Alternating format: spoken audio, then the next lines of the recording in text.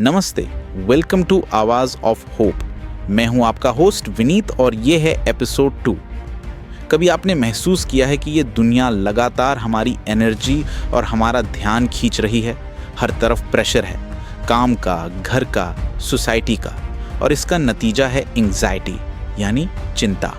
अगर आप भी कभी सीने में जकड़न या दिमाग में व्हाट इफ़ के लूप में फंस जाते हैं तो आप अकेले नहीं हैं, और ये आपकी फेथ की कमज़ोरी नहीं बल्कि इस स्ट्रेसफुल दुनिया का असर है। लेकिन गुड न्यूज़ ये है कि परमेश्वर हमें इससे निकलने का एक रास्ता दिखाते हैं।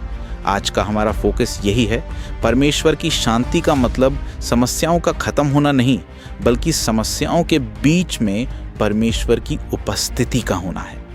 ये बात बाइबल में फिलिपियों अध्याय 4 में बहुत खूबसूरती से लिखी है।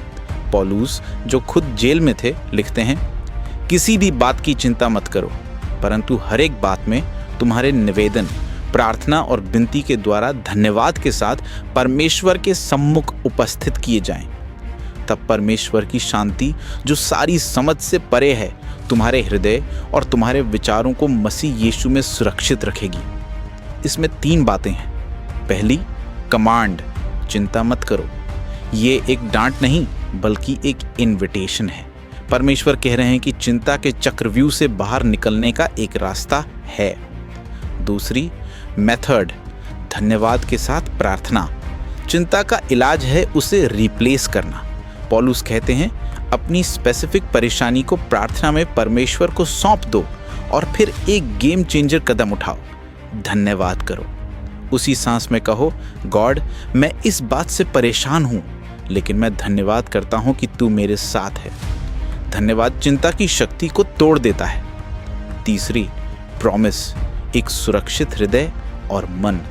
जब हम ऐसा करते हैं तो परमेश्वर की अलौकिक शांति हमारे दिल और दिमाग पर एक पहरेदार यानी गार्ड की तरह खड़ी हो जाती है।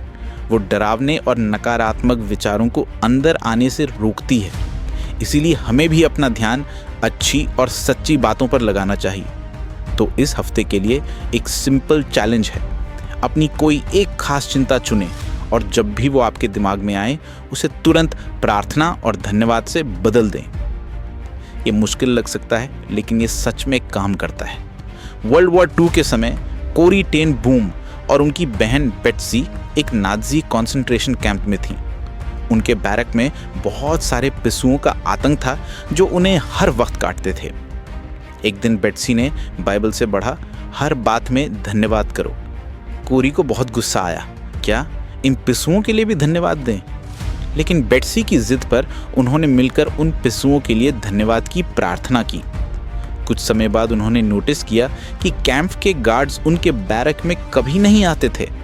बाद में पता चला कि वो उन पिस्सुओं की वजह से अंदर आने से डरते थे, और इसी वजह से कोरी और बेट्सी हर रात बाकी औरतों के साथ छिपकर प्रार्थना सभा कर पाती थी।